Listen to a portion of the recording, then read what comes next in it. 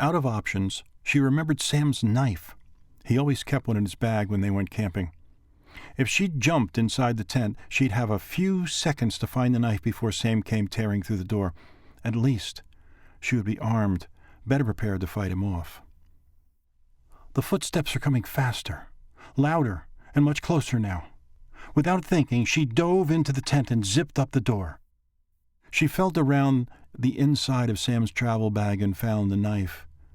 She braced for the attack. But there was no attack. There was only silence. Silence and the sound of her own terrified breathing. Linda looked above and around, waiting to see the shadow of a figure cast over the tent, but there was nothing. When it seemed like there would be no immediate attack, Linda looked down quickly, searching each corner of the tent.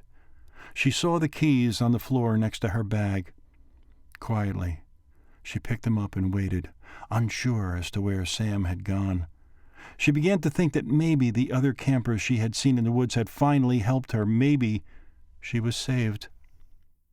Linda waited in the tent for what felt like an eternity. And when it appeared that nobody was coming to the rescue, she decided to make a run for the car. She unzipped the tent and waited for the attack. Once again. But she heard nothing. No footsteps, no growling, no chewing, swallowing sounds. She stepped out into the night and stood still for a moment. She listened. There was an eerie stillness. The air felt stagnant and lifeless.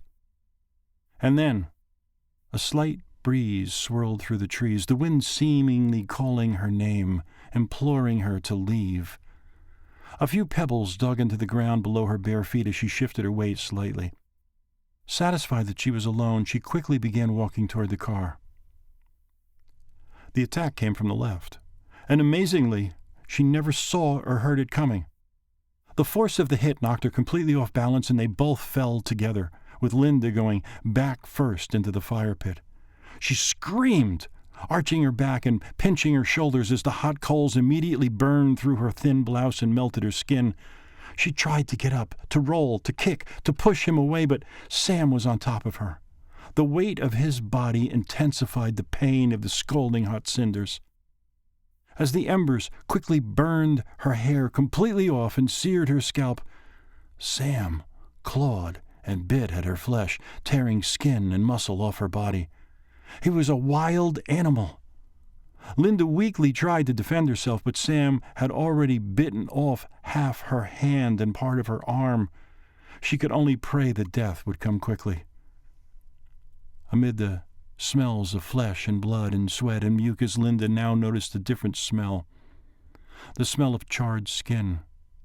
She was being eaten and burned alive. Her legs cooked and sizzled over the remains of the fire. She looked at her arm, at the place where there used to be a hand, and felt a warm sensation as she watched her own blood travel down her arm to her shoulder. It was the last sensation she would ever know. Pain faded away as shock settled in. Linda only wished her 4 other senses had abandoned her as quickly.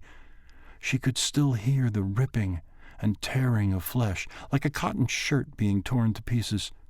She heard the cracking and snapping of bones as he savagely tore her limbs apart. She could smell raw flesh, singed and charred. She could taste her own blood as Sam feasted on her. And worst of all, she watched it all happen before her. The last thing Linda Ashley ever saw was the others. They had finally come to eat as well.